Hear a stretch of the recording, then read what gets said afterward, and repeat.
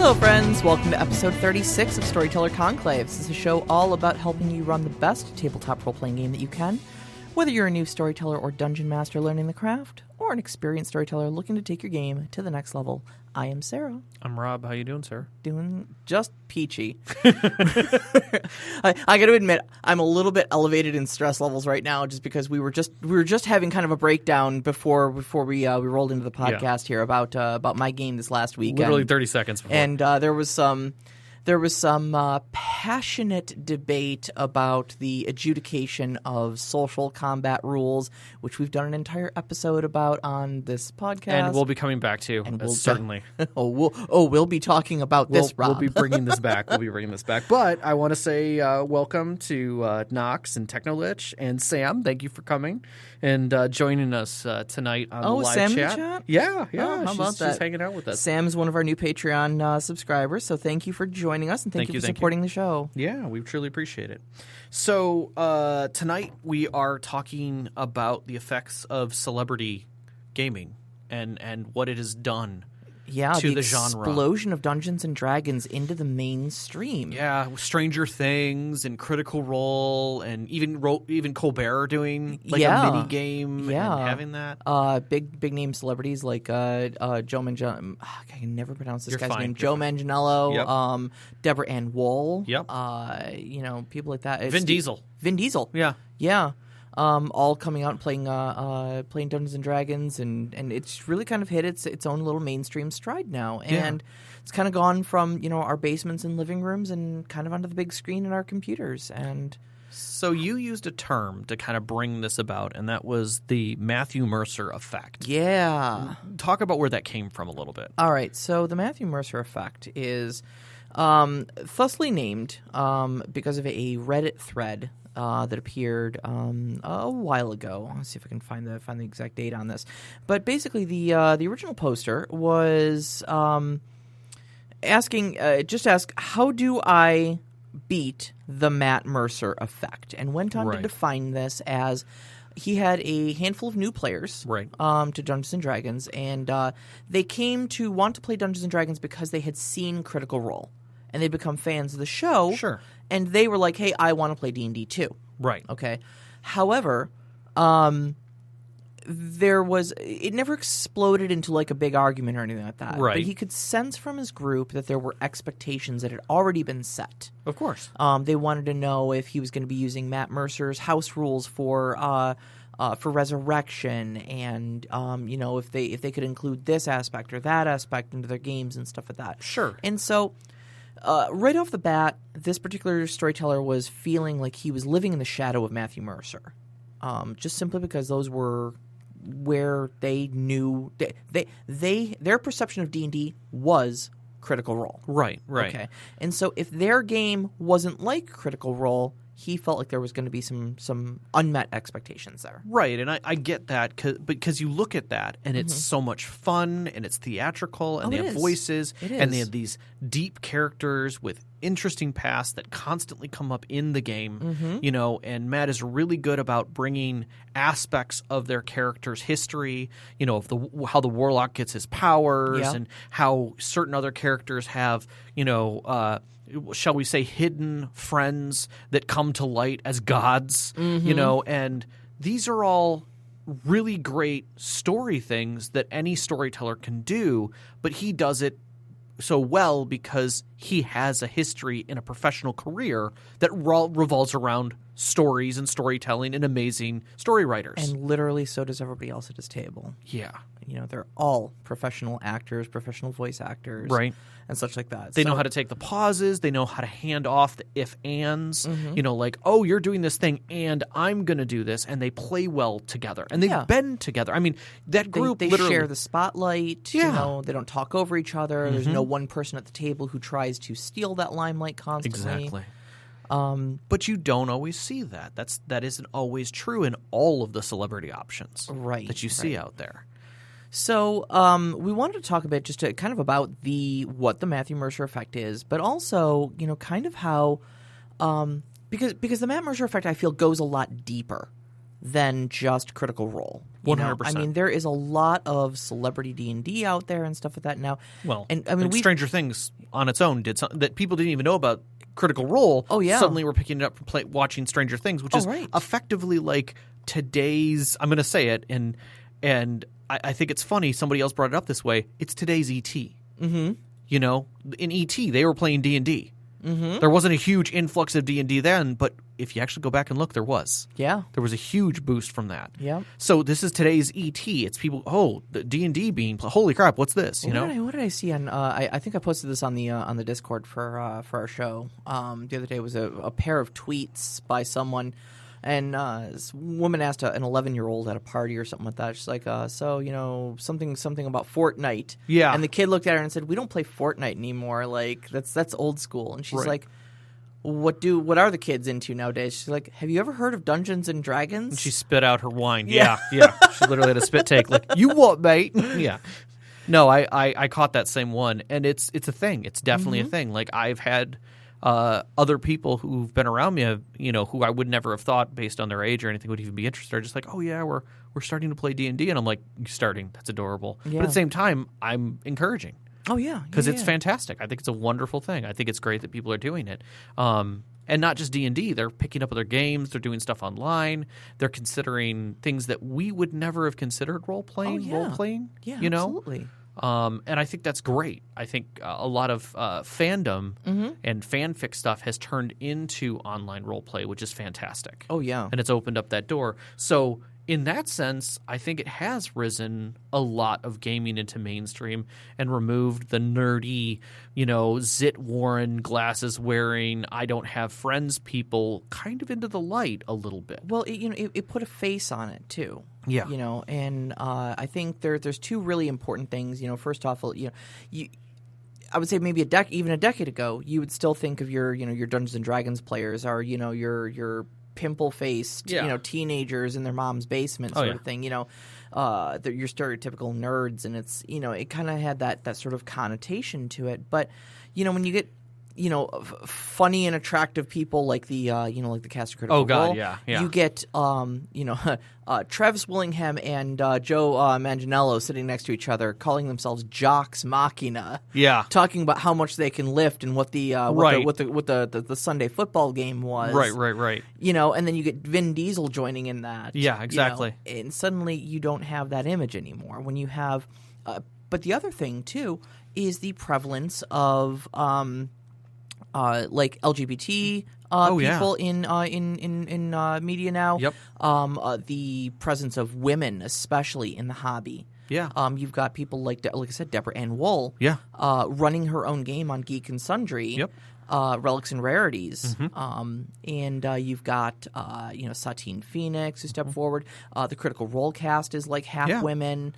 You know, I love that there's more women involved. At least more visually. Absolutely. And that their storytelling isn't different. It's not lighter and fluffier. Yeah. You know, it's deeper in a lot of ways, which is fantastic. I mean, I've always found that to be a neat thing that we can finally get to. And I think, there's a much larger discussion there about women in production, period, getting a better place. And this being another little avenue that they've been able to step into and open it up like a pry bar and be like, hey, we're here. Yeah, absolutely. And we're making great content. It's one of the reasons why, you know, we always say representation matters so much. Exactly. Because when you don't see yourself represented in media, it sends that unspoken signal that you don't belong in that media. Correct. And so when you do see women such as, you know, Satine Phoenix, Laura Bailey, Marisha Ray, Ashley Johnson, you know, and these are not small names either. You know, I mean, Laura Bailey winning award after award after award for video game voice acting. You know,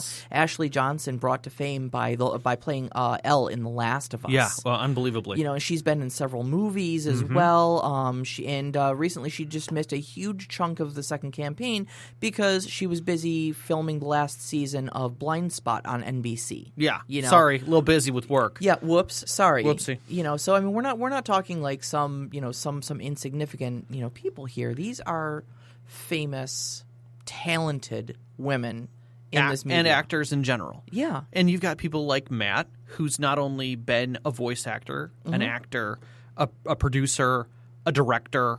and done all that work, and he's sitting there as a DM, that says a lot for what he does for fun, but it brings all of his professionalism to that stage. Yeah. Yeah. That's like scary from someone who's never done anything before to look at that and say, I can't get to that level. Should I even try? Or worse yet, people who are coming to the table and expecting that level of output, that level of creativity, that level of commitment, of voice acting, of character depth, of history, of things like that, where it all just interweaves perfectly. I mean, it's like if Picasso lived in mainstream today and wanting to become an artist, and if everybody's expecting you to paint a Picasso, why would you even start? Yeah. You know, how do you get close to that even? But, well, that kind of brings me to one of my next points, which is the thing that I think a long time ago talked about was this, and it wasn't an argument, but it was definitely a stanchion of me stating that, like, yeah, I can see where these people are terrified. Yep. Yeah, no, absolutely. But you flat out said one thing, and I will never forget. Go ahead and say it. And I've got it bolded on our show sheet right here. Walking you right to it. Matt Mercer ain't shit. I know. Okay, I'll fight you on that a little bit, but okay. But what I mean, I'm not saying Matt Mercer isn't good. I highly respect Matthew Mercer. I think he's brilliant. I aspire to be like him. Yes. But what I want to say to all of you out there, especially anybody listening to this podcast right now, or in the future, or in the future. Well, I mean, if they're listening to it, they're listening to it now. Whatever now may be. Whatever now is. But if you're listening to this podcast right now, and you're thinking, oh, God, I'll never be like Matt Mercer, I want to tell you right now, unequivocally, Matthew Mercer ain't shit. And by that, I mean he's not doing anything you can't. Right. Now, he might do it at a higher skill level. Right. Okay. He has years of DMing experience. He has years of professional acting training. He does accents for a living. He's a professional voice actor. Okay. So, no, you may not be able to do a perfect Scottish accent at the drop of a hat when you need to do that for an NPC or something like that. But nothing's stopping you from doing accents. No, not at all. Nothing's stopping you from, in your off time, when you're just riding alone in your car and there's nobody to embarrass yourself in front of, practice your accents. I will openly admit to doing that myself. Technolich wants a single soundbite of you saying that Matt Mercer ain't shit that's on its own. Technolich, listen and listen good. Matt Mercer ain't shit. There you go. There you go. There's a soundbite. But it's true. I've come to understand where you're from. He does everything that we do every week. He puts background music in there. You know what? There's tons of free music that's available online. Go out to YouTube, enjoy yourself. Exactly. Not on YouTube. Like I've got mine through Google Play Music. If you've got Apple iTunes and stuff like that, there's a bunch of free music. And then you've got those tools that we're talking about where you can literally mix it live. Yeah. And that's fantastic. Where you can add in ambiance, you can add in fire, you can add in screams if you want to for a firefight, whatever. Even if you want to go old school, like even if you don't have a budget for it and all you've got is like an old CD player or something like that. Grab a movie soundtrack and just put it on track 4 from whatever movie has a dramatic spooky music in it. Exactly. And put that on repeat in the background. That at least adds a little ambience. Mm-hmm. There's nothing stopping you from, making props. Mm-mm. A printer and a font that looks like handwriting instantly gets you a handwritten letter. Yep. In old medieval style. You can burn the edges of it or tea stain it or something like that to make it look like there's a lot of stuff you can do. Miniatures are become very accessible. Even if you're not like 3D printing them, or anything like that, you can get like, cardboard cutout ones. The Reaper Bones miniatures are exceptionally accessible. I mean, for prevalent $20 and very cheap. Yeah, $20 at any gaming store, if you're doing D&D stuff, you can pick up D&D minis, painted, finished minis. Yeah. For $20 it'll get you like 8 minis. Yeah, absolutely. It's nothing. I just saw an entire goblin village for like $60. Like everything. I'm talking all structures, creatures, 100%, everything completely done for you. Mm-hmm. And it's like, I mean, that would have cost a lot more to do manually, without a doubt. But all this stuff is an add-on to a good story. Yeah. It has nothing else. And in that sense, that isn't any different. It isn't. That doesn't change. It isn't. And, even stuff like the terrain, like if you guys have been watching on Instagram, you've been seeing the stuff that I've been posting about the terrain that I was making for my last game for this last weekend. And and the miniatures that I was painting up for that. And again, like when we started, even my game when we started, I wasn't putting this level of effort into it. I went out to Office Max or Office Depot or Staples or whatever your current nearby office supply store is. Right. You can get these 24 by 36 pads of paper that have a 1-inch grid on them. They're used for like presentations and drawing graphs for like corporate people. Yeah, like the 3M sheets. But they're a drawable pad with a 1-inch grid. What does that sound like, guys? Terrain. Get yourself a pack of Crayola markers. And like I said, this is what our first probably 10 game sessions were. Yeah. Was me drawing on that before I started making some actual terrain out of... And you still go back to it. Yeah. I mean, I still have my basic battle mat, the one that I hand draw on when I need to squeeze something out. Like, oh, you guys are in a town here. Let me draw this real quick. To a $20 vinyl battle mat that you picked up at the hobby store. Yeah, and another $10 in markers. Yeah, and then Crayola washable markers will wash off of it with a squirt of Windex and a paper towel. You got it. Just don't let them sit for too long. Yeah. But yeah, I mean, realistically, the costs are not high to do some good stuff to make an adventure feel like an adventure. Exactly. And this is all stuff that Matt does. Mm-hmm. The background music, the accents, the miniatures, the terrain, it's all you decide your own level of involvement, but nothing is stopping you from putting those things in there. Right. Other than honestly staring at him and getting intimidated.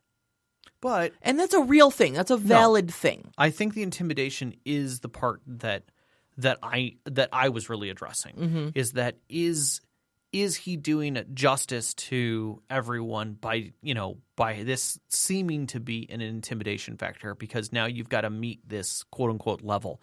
And I think that's always been there.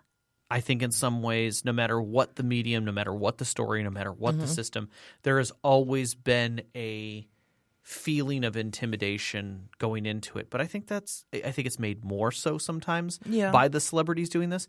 But we always have to remember that the celebrity of anything makes it intimidating. Mm-hmm. I mean, I started this discussion with my mom, of all people, and said, did you feel that the advent of more gritty health shows, aka ER, or things like that, where you had these people showing off their medical chops, actors showing off medical chops in series, did that change the way people were doing nursing? Did it make them feel less like they could do things? And she said, no, I don't think it changed them, but it definitely changed the outsider's perspective of what happens in a hospital. Mm-hmm. That there was always miracles, that there were always people who could just come out. Like, there's that one surgeon who works at that one hospital. Why don't you get him? Why don't you get House? House will know what's wrong with me. Right, you guys clearly don't know. We need a better person. Like, House is fictional. That ain't going to happen. Yeah. There's certain rules that are just going to be the truth right now. I heard tell that CSI did the exact same thing for criminal investigation. Oh, totally. Well, where there's just some things that there just isn't the evidence to put together. There just isn't the evidence, basically, to be able to solve crimes. A lot of crimes just go unsolved, and people don't understand why you don't just, scan it into a computer and do a search on the internet, and boom, you've enhanced the picture, and in 3 days' time, you've exactly caught that villain with a, picture-perfect proof that you can nail him in court with. And we're not even going to get into what they do to IT side of things, where you're tracking people with IPs and bouncing it through multiple networks to trace them down to whatever, with high graphics and this weird, intricate, 3D hacking things that they do. Mm-hmm. Anybody who works in IT will know that's nothing but layered bullshit. But I mean, to make it a point, it is intimidating. But even I agree with Knox and a few things, is that there's nothing that we can't do. And I think there's a lot of things that have grown by this. Like, you had made a note in here for us to talk about the marketplace. Mm-hmm. And I think that was a huge advantage to everyone.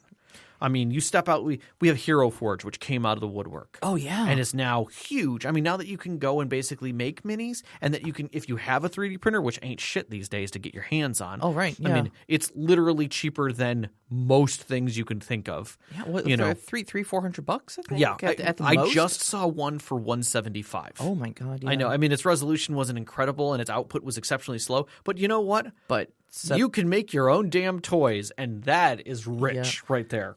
Somebody was mentioning, I think it was Knox, was mentioning that Hero Forge was actually just announced a Kickstarter for... I'm sorry, I have to take a pause. Sam's all your exes live in hexes. Sam, that is more than true when it comes to MechWarrior and BattleTech. I'll leave it at that. Yep. That's fantastic. Oh, moment of silence for all those headshot mechs. Please continue. But someone was just mentioning in the live chat here. It was Knox was mentioning that Hero Forge is announcing a Kickstarter for painted minis, for full color minis. Yeah, I mean, at first I was just like, oh god, you're removing our aspect of being able to paint that. Like, hey, you got this mini now, you better paint that damn thing. I don't care if it's with Crayola or you dip the whole thing in something and you work it out. No. I have respect for the fact that they're doing it because there's a lot of people who can't. And the one thing that hit me square in the face when I was looking at that and thinking, oh no, it's ruining something. There's a lot of people who can't paint. Yeah. Physically. Yeah. Maybe they're chromatically challenged because they just don't have the sight to be able to do it. Maybe they have issues with their hands where they can't be as fine. Because I literally showed off my model to someone who's never done painting before, and they're like, how do you paint something smaller than your thumb? Yeah. And I was like, very carefully. And then I realized, I was like, I am really blessed that I don't have a shaky hand. Yeah. Because I know artists who do. Like, literally, legitimately know a friend whose wife has very shaky hands. She does artistry, but trying to do a mini? I want to actually address that. Yeah. So we were spending a lot of time talking about Critical Role. One of the other shows that they have on their channel is called Mini Primetime. And Mini Primetime is it's hosted by Will Friedle of Boy Meets World fame, actually. But he guest starred on Critical Role. Okay. Season 1 especially. He had one of the more famous guest characters. Gotcha.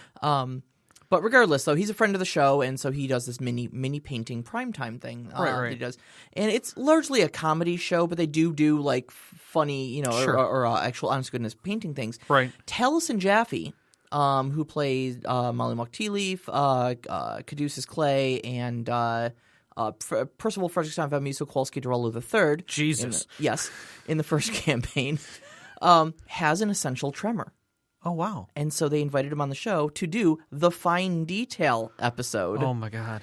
And the very first thing they did was they showed him how to handle his tremor with regards to painting. And it was as simple as wrapping a rubber band around his wrist. Okay. And then folding 3 of his fingers in. Okay. And then wrapping the other half of the rubber band around his fingers and bracing his hand to his wrist. Oh. And it took like 80% of the shake out of his hand. That's fantastic. And then with his other 2 fingers, he was able to just hold the paintbrush. And, I mean, just watching Taliesin go like, oh, my God. I can paint. Like, I can paint. Why did nobody tell me about this, But that's fantastic that they were able to help in that way and then show that help to so many people. And I thought it was really, really super important to show to make those sort of things accessible. Right. I have a friend actually who had some medical trouble. He actually had an aneurysm that he survived. Luckily, he's still with us. But we were painting up 40K miniatures, Warhammer miniatures before that, and after that, he couldn't keep his hands steady enough to paint, and it was a real big disappointment to him. So especially if you are listening, Ed, do try that. Yeah, give it a try. We'll put the link up there. And I've actually still got your miniatures, so just ask for them. We'll give them right back. There you go. You can always try. But yeah, just having Hero Forge be able to paint, Dwarven Forge. I mean, some of the other things that have come forward that I think are even more interesting than just minis, people have come up with 2D minis. More so now, where you got your little cardstock and you just pop them out. Oh, yeah. And now you have skeletons. Yeah. People have come up with some amazingly beautiful art for those. I've been astounded with how cool 2D art can come out. And again, they're just super accessible. Super accessible. You want to put 40 skeletons out there for everyone to see? Boom, there you go. Oh, God. I might do that next time I need a horde of undead. Honestly, I don't want to paint 40 skeletons. No, I lied. You do want to paint 40 skeletons. And you have 40 skeletons to paint, let's be honest. I have 40 skeletons. I have a box of Games Workshop Toon Kings sitting in my basement that a friend gave me. Thank you, Knox. Hopefully you guys can inspire us to keep painting because I have way too many minis too as well. No, I was actually just telling Rob at dinner that my goal for my campaign, because this is one of the Knox mentioned earlier, and I'll segue back into this because I did want to bring this comment to highlight as well. Mentioned that everybody kind of brings something they love to the game, right? And so it's a very broad art form. And allows us to express the things that we love to do, even more so. Yeah. I love painting and crafting. I may not tell the most intricate story in the world. I may not have the best accents. I may not, I'm sure I do just fine in those aspects. But what I really love doing is the painting the miniatures and putting out a vibrant visual landscape for you guys. Right. So which hence, you do amazingly, well, without question. Thank you. I've kind of made myself the promise that I would always have painted minis on my table, and so what it does is it keeps me in the hobby, because if I don't force myself to do that, I'll just play video games all day, Right. And so you guys are at a point in my campaign where you could go in like 4 different directions, and to be able to be ready for that, yeah, that is a problem. I need to paint like 18 different miniatures between now and next game, and that does not include other people's characters from other games that are now kicking back in full swing. Mm-hmm. I went from being a lone storyteller waiting to become a player. Matthew's Mouse Guard game was definitely a good thing for that, but all of a sudden now I'm in 3 different D&D games. Yeah. 2 of which my boyfriend is running, and 1 you are running, on top of Mouse Guard. Yep. Every weekend is going to be gaming for me, and I don't know what to do with that. But everybody's back into it. Blessing and a curse. Now, to talk to that just a little bit, that everybody's back into it, you had brought up one more thing tonight, and that was the personalities at the table. And yes, I agree that even in that Matt Mercer Reddit thread had elements of that where people were literally playing characters from Critical Role. Yeah. They just were changing the name slightly, making it a minor adjustment, but effectively playing the exact same tiefling that was in Critical Role. And you and I both agree, mimicry has always been there. Oh, yeah. You were saying when R.A. Salvatore comes out with another book, there's always another person grabbing the character out of that, and another dark elf. Oh, this one's a good dark elf who dual wields and has a panther companion, but it's totally not Dris Do'Urden. Nope. But again, every video game that has ever come out in a fantasy setting, if you try 3 weeks into playing that game, put in Drizzt name in any number of spellings, you're not going to get it. Why? Because someone's using that name and somebody's playing that character. So I assure you, any storytellers out there who have their players bringing sad mimicries of Critical Role characters to the table, this ain't nothing new. No, that isn't even the Matthew Mercer effect. I would dare call that the R.A. Salvatore effect, or the Lord of the Rings effect, or the Final Fantasy effect, or any number of things. And honestly, I don't ever see a problem with that. I think it's a good thing for us to pull from other fantasy genres and other things like that. Oftentimes, 7th Sea is littered with replicas and mimics. When people want to play, well, I'm going to be playing this character like Indiana Jones. Great. Yeah. That's fantastic. It gives people who can't immediately attach themselves to a background something easy to follow. A goalpost to aim for, at least. And I think that's important, too, for especially new players. Yeah. To have an archetype to try to emulate, so that way when you do – because as a new player, you're not really into you're not practiced at being in character. Correct. So at least if you can give yourself a character and say, I'm just going to try to be like that character. Correct. That I already know and can already empathize with, and can already scope out the motivations. Right. Of. Like, what would Batman do? Yeah, exactly. I mean, it's funny, and it's Critical Role people have done it too. What would Paul Atreides do? His name is a killing word. Oh, Jesus. Right? I remember that game. That was hilarious. It took me about 5 minutes of him explaining his character, and then I was like, oh, no, he's the name of the small mouse-shaped shadow in the moon. Damn it!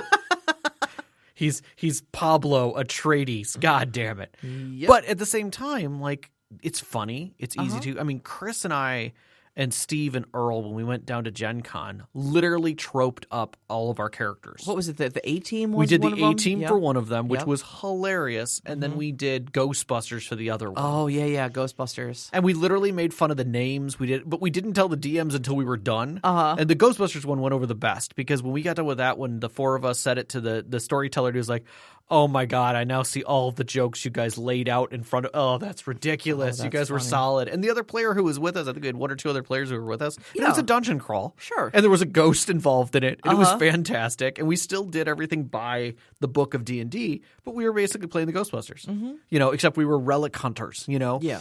And people were dropping that should be in a museum and, stuff like that. And he didn't catch it until the very end when he finally, we laid out everything for him. Yep. But that kind of stuff can be a lot of fun, especially for one-shots where, you really don't get a lot of time to do character development. You don't think about it. It's good to attach to something you know. Sure. So why not? Accept it. Roll with it. Exactly. I think, though, it's important, and, we talked about, session zeros and setting proper expectations before your game ever gets off the ground, though. And I think that's where that comes in, because it's one thing to just kind of walk into a fun, lighthearted one-shot and play the Ghostbusters – in D&D form. But it's another when you try to do that to maybe a storyteller who's laid out a really serious campaign that's going to deal with some heavy stuff and be kind of grim and gritty, and you're there playing, Ray Stantz from the Ghostbusters, and they're like, okay, well, why are you here? Why are you here? You're not taking this seriously, and it can lead to some hurt feelings. So definitely, this is kind of where the importance of a session zero comes in, is that when your characters have that opportunity to come to you and say, okay, this is the character I want to bring in. You have the opportunity to say, I don't know if this is going to fit the story. Right. Or if, of course, it is a remake of a Critical Role character, or another Drizzt Do'Urden, or it is just a thinly veiled Aragorn from Lord of the Rings. Right.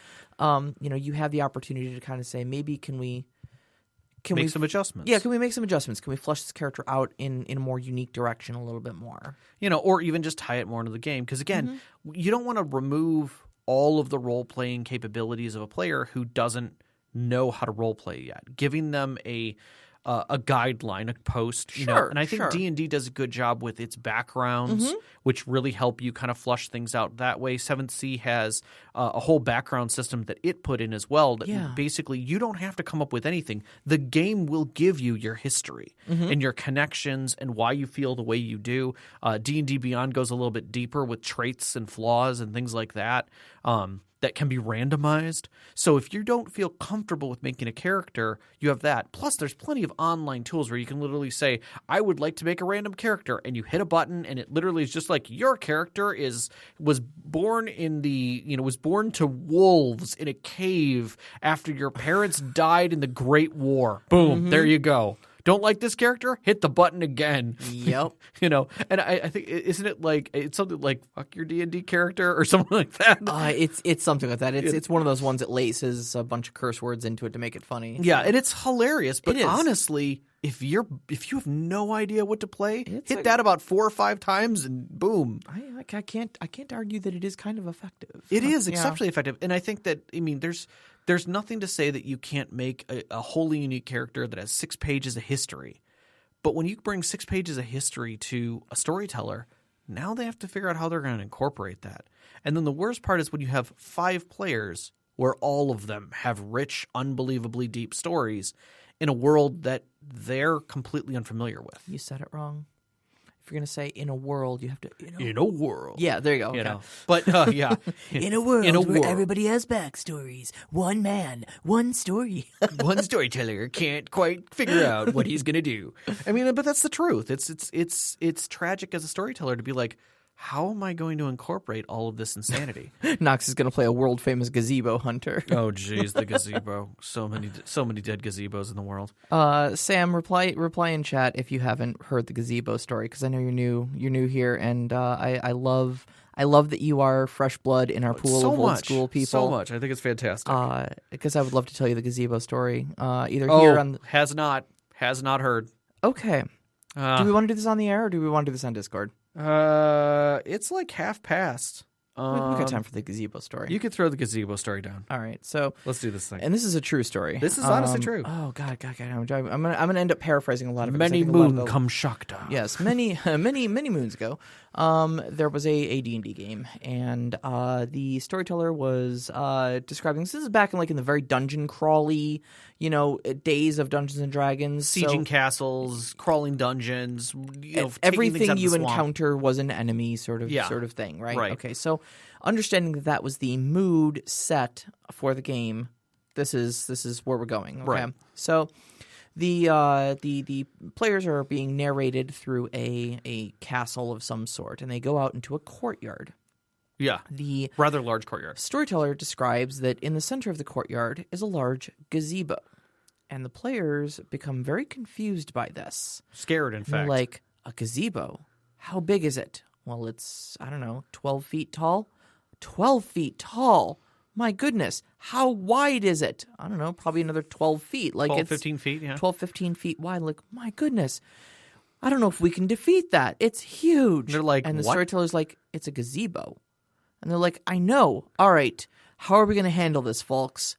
And the ranger of the group says, all right, well, I knock an arrow and I fire it at the gazebo. He's like, okay.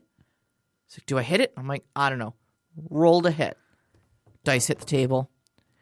Yeah, I got a 37 to hit. Like, all right, yeah, you hit it. What happens? Nothing. It's a gazebo. It's like, my God, how powerful is this thing? Exactly. That was a +3 arrow. Yep. Not, of course, realizing that this was not a monster. It was just a wooden structure. Yep. Didn't even phase them. One of them was like, I'm going to get some gazebo hide armor because that thing could take a +3 arrow. Right. And so this is just one of those old wives, an old wives' tale, but it was a true story. It's honestly happened. Dead ale wives story. Yeah, that goes around D&D circles. So now you've been indoctrinated. Yeah, you've been brought into the circle. You've heard the gazebo story, yeah, but it was a +3 arrow. Yeah, or shooting bolts into the magic missiles into the darkness. Mm-hmm. Yeah. We'll get there. Yeah, we'll get there. There's lots of stories to tell, Sam. So welcome to the club. Welcome to the club, and we're sorry. But I think the overarching feeling that I've gotten out of the Mercer Effect or Celebrity D&D is that it has brought a lot of things to light. Conventions like GaryCon, which was small back in the day. Oh, right. God, it's going to be mobbed now.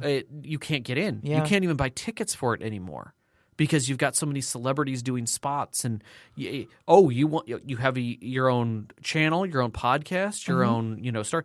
Sorry, you have to buy airtime. There, Yeah. It's insane. Like they're being very sticklers about things like that, and it's kind of weird. Right, but look at what happened on YouTube too. And I mean, it's just great, honestly, because there's just dozens of YouTube channels out there now dedicated to all sorts of aspects of the hobby, where you've got crafters like Black Magic Craft, DM Scotty, names are escaping me right now. You're fine. Jot some down, but all of them talking about how to make your own tabletop terrain, your own buildings and bridges and fire effects out of hot glue and paint and stuff like that. You've got people like Jordan, the PH Asylum, Jorfton, as I like to call him. Who does like deep lore videos dissecting like aspects of the Forgotten Realms and breaking them down for you. He's amazing. He's got a really great speaking voice. You've got channels like Matthew Colville, who does all sorts of great like storytelling breakdowns. Brennan Mulligan, who's Dimension 20.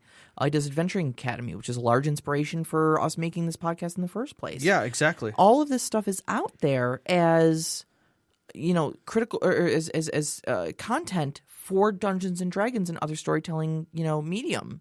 other role-playing games. And then you've got crossover stuff. So now you've got the train people, who did, O and H gauge trains are coming forward and showing that they can, like, oh, here's how you can do water terrain. Right. And here's how you can do building terrain real simple. Yeah, usually we do these, like, high-quality, multi-$1,000 dioramas that look photorealistic. But today we're going to make a $40K gaming table. Yeah. But that's not what they did in the past. Right. You've got and there's tons of them. There's so many. And then on top of that, you've got the people who are doing cosplay, showing that they can do, what you can do with Warbler and with foam. Oh, yeah. To make other kinds of terrain, or to how to make other dioramas. Like, I watched someone do, like, they were talking about how to do scale mail and how they got, like, the print to be just right. And there was, like, we could use that for doing walls, huge sections of walls for a castle. Yep. And they just did another video. They're like, we never thought about doing it this way, but I'm going to work with this other person, this other YouTube crafter. And they made a whole freaking castle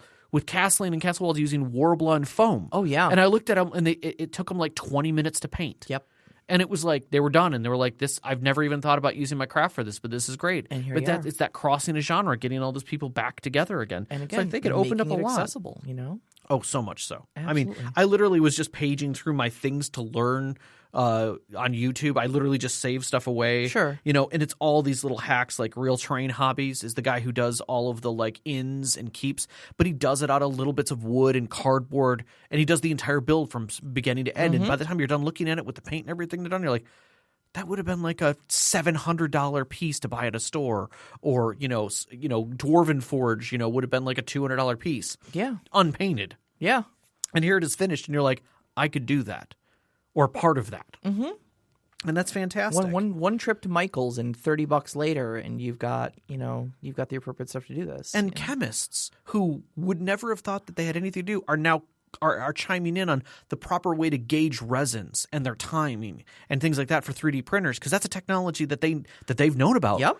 These rapid production people are able to step up and bring their chops to the table and say, like, hey guys, I know you've been doing this for a while, but at the same time, like, this is my job. This is what I do for a living. Yeah. So I love that all that stuff is coming forward, and the energy and the build behind it has been really good. It is. I would say probably about 50% of the content that I watch on YouTube nowadays is hobby related like that. Like, it's just so much of it comes up for me automatically. Oh yeah, yeah. So YouTube just knows me now. It's just like, okay, yeah, here's just like a bunch of D&D stuff and a bunch of video game stuff. Like, yeah.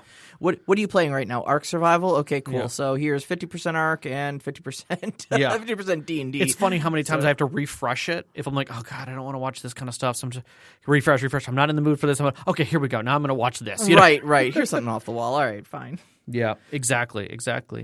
And there's just, the community is very large. It's wonderful to see. It's wonderful to feel. And I think the dissension and the problems are drifting. Like, they're getting really low. It's hard to hit all of the targets. Before it was like this had a Facebook group, or that had a YouTube channel, or Geek and Sundry was an easy target. Oh, yeah. Now there's thousands of channels. Yeah. And hundreds of creators and dozens of places on the internet and mounds of stores and Etsy shops. I mean, I didn't know how many Etsy shops there were for getting custom art done at the prices that I've seen. But I have to say, some of the stuff that I've seen hitting our Discord so far is making me, like, so excited about getting stuff done, because I was terrified. Yeah. But, like, we saw the one piece that hit Reddit that the person had done that was a freaking painting. And that thing blew my effing mind. Oh, I know. And now you can't touch that artist. They're literally booked out through, like, 2 years. Yeah. Yeah. Like, they had nothing, and now they're booked for 2 years. Yep. And that's just going to become more, and that's great for the artists. Those are people who need that, and I think deserve every dollar of Absolutely. that. Absolutely. And I'm sorry, right now, this is the place to invest. You're getting enjoyment out of it. Do it. And this is like I said, it kind of comes back around to, everybody brings what they love to the hobby.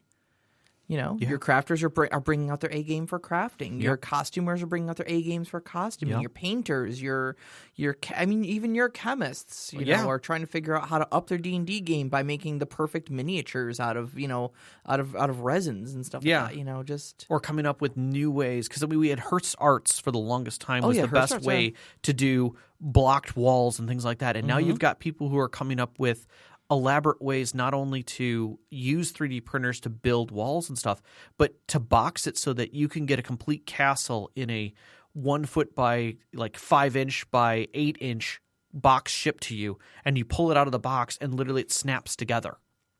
And that stuff blows my mind. Oh, it absolutely blows my mind. Yeah. Did you see this comment by Knox? What was that? I commissioned a Knox plushie too. It's coming. I'm just going to say this, you son of a bitch.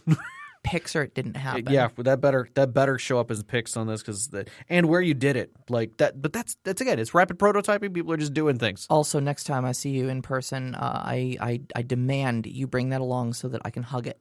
Oh, there you go. There you go. Because Knox needs a hug. Always. All right. Do you want to hit some questions? I do. Okay. I do. So Mad Elf asks, what do you do to avoid getting burned out in storytelling? Now, we are going to be doing an episode. Actually, our next episode is going to be about that. So we are not forgetting about you, Matt. We are totally bringing you along for this next episode. We're also kind of white knuckling this one because, I mean, really, what do we do? You know, I get burned out. I've been burned out. Yeah. We're going to get to this. There's a whole thing to unpack here. I feel like it's going to be a therapy session. It is going to be an on-the-air therapy session for us. It's going to be good to go through. Okay. So I'm going to say that we jump to Knox's question. Okay. Because I need a minute to get my head around the Technologist question again. Yep. So I'm going to throw this one at you a little bit. Many different tabletop games have been showcased in Critical Role cast, also Geek and Sundry. But none seem to have caught as much as 5th edition. Joe attributes this to 5th edition being streamlined and more accessible. Do we agree? Yeah, I think so. I think Dungeons & Dragons has two things going for it. One, that it's probably, like, it's the household name for role-playing games. Totally. You talk about, like Band-Aids. Band-Aid is a brand name. Xerox is a brand name. Kleenex is a brand name. People don't say that they do role-playing. They say they do D&D. Yeah, right. Even if it's not D&D. Or, like, if you do say you play role-playing, you're like, oh, yeah, I'm going to be playing Pathfinder. People kind of give you that blank stare, and you're like, it's Dungeons & Dragons. And they're like, okay. yeah, right. So, I think that's half of its success, but I also do think that I don't think Joe Manganiello is wrong in that 5th edition is a very accessible, very friendly system. When Sean and I started watching Critical Role, we actually didn't have any idea that 5th edition was a thing. Right. And we actually thought it was 4th edition because I didn't even know 5th edition had come out. That's how disenchanted with Dungeons & Dragons I was. Wow. I'd stepped away long enough that I didn't even know an entire edition happened. Telling. That is telling. So they're playing, and I like it. Just in the course of watching the game, right. I was like, I kind of understand what's going on with the rules. Like, this is interesting. What are they playing? Mm-hmm. And then, found out it was 5th edition, looked up a couple of videos online of just how to play it, and I was like, oh my God, this is beautiful. It's so simple and streamlined and accessible and newbie friendly. And instantly I was right back into Dungeons & Dragons. Yeah, and I think for me, I would have to say that I see it from more of a publishing standpoint. Yeah. They've done such a good job that I traveled around the country when I was working for 7 years. And so sometimes I would stop into game stores or bookstores just for dice and see, what kind of things that they had and stuff like that in these, sometimes podunk towns. Every time I was in a store, I would see D&D. I may not see anything else, but I would always see D&D. And you can find D&D in libraries. Oh, yeah. Like, it has been around so long. And it has become such a household name that even the smallest places know to have D&D. I was reading a Reddit thread recently where there's a dungeon master in prison learning to teach inmates how to play D&D. How to play D&D, yeah. God, that's actually really cool. That's really awesome. Yeah. Like there's a lot of therapeutic pieces in that and escape, which is beautiful, like in its own. Exactly. No, that's really cool. It's really ubiquitous. Yeah. So I would agree that it is the accessibility of it, and I think the accessibility from both aspects of it is not a challenge to get into it. Mm-hmm. And now, especially with like the starter kits that they've got, they've made it really easy. And they've done the same thing Monopoly did, where they've started to franchise a little bit. Because now you have like the Rick and Morty one, which I did get for Christmas, and I will be running a one-shot because it actually comes with an adventure. But it's things like that are making it accessible to people who are just at the fringe. Yeah, who have been interested in it, like and cartoons love playing with it as well. Oh yeah, like sure. I was watching Geez, no, of one of my favorite shows, and now I've completely lost it. Gravity Falls has D&D in it. Oh yeah, and it's clearly a joke on every piece of it, but it's fantastic, and you can follow it, and people get interested through that, and I think that's wonderful. You'd mentioned Stranger Things earlier. Oh God, yeah, that's the ET of today. Yeah, that was the ET where everybody's just like, hey, what's that thing that they're playing? Like I wanna get in on that, and that's just another franchise opportunity that they stepped in on and took off. Yeah. So, yeah. But I would also say that I think it's going to be interesting to see how Shadowrun and Cyberpunk pick up after this new game comes out. That's not a bad point, actually. I think that follow-up is going to be interesting to see where that leads to, because that's going to open up, again, a lot of things we talked about earlier, where we're going to get people who are going to want to play those characters. Well, that's true, but I mean, like, I could be wrong here. I mean, I'm a terrible nerd for even asking this question, but isn't Cyberpunk 2077 a role-playing game already? Yeah. Like, it is.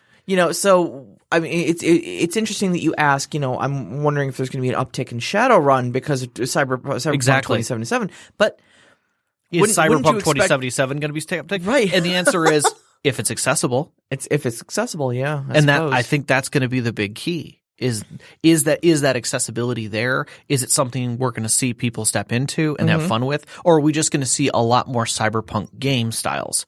Is somebody going to be coming up with an adventure that Cyberpunk are wrapped around a D&D system, and is that going to take off instead? And I think that's just going to be a matter of how it hits. Okay. So, yeah. But, yeah, definitely. Okay. So, Technolich asked last week, what is your favorite campaign and what made it that? And I had a really hard time last week kind of coming to grips with what I meant. Yeah, you kind of skipped on that one. You were like, because I wasn't sure about it's a big question. Is it my campaign, like that I've ran, or is it the campaigns that I've been in? Right. Because I think the campaigns that I've ran, I would say 7th Sea, the one where you guys were adult adventurers in it, the original Heroes adventure that I had. Yep. Because I just loved the characters. I fell in love with all the characters and all the things you guys did. It seemed like every week you guys were doing something funny and playing with your characters more and integrating more with each other. And it felt like a sitcom more than anything else. And so for me, that was fantastic. It was a great adventure. Oh, yeah. I wanted that to go on forever. I think for something I played in, and it's terrible to say this, but I played a game of Vampire where it was playing our contemporary selves, and the DM told me, I came into the game late, everybody else is already in, and he said, hey, you're playing yourself, and I'll make your stats up. And I went, are you joking? And he's like, no, we're playing ourselves, and then you get turned into a vampire. And I'm like, so what do I know? And he's like, well, you know what you know. And I'm like, well, I know a lot about vampire and werewolf and Mage and Ascension. I've read all the source books here, so I mean, I'm not that deep, but like I went through Dark Ages. I played some contemporary stuff. I'm like, we're not doing anything weird. He's like, no, all that's legit. I'm like, okay. So hand me all that. That's fine. I ripped that game a new a-hole. It was bad, some of the things that I did in that game, because one of the things that a certain clan has, which is Ravenos, is that you can create things. Anything your mind can come up with because you believe that it's real. Well, mechanically, I know it has to work because I've read the book, so I know how the mechanics work. So there's never a point that I don't believe that it's real. So I basically just ruined my way through that game. So ridiculous. And it wasn't like I was trying to be evil or anything. It was just like I'm just playing by the game's rules and enjoying myself. And I felt, looking back on it, I've had players like that. I know you're probably thinking of one off the top of both our heads. We're not going to discuss names, but you know who you are out there. Who play by the rules exceptionally well. They're not munchkinning. They just know that line to walk, and you can't. You're frustrated with them, but at the same time, you're like, God, was that amazing?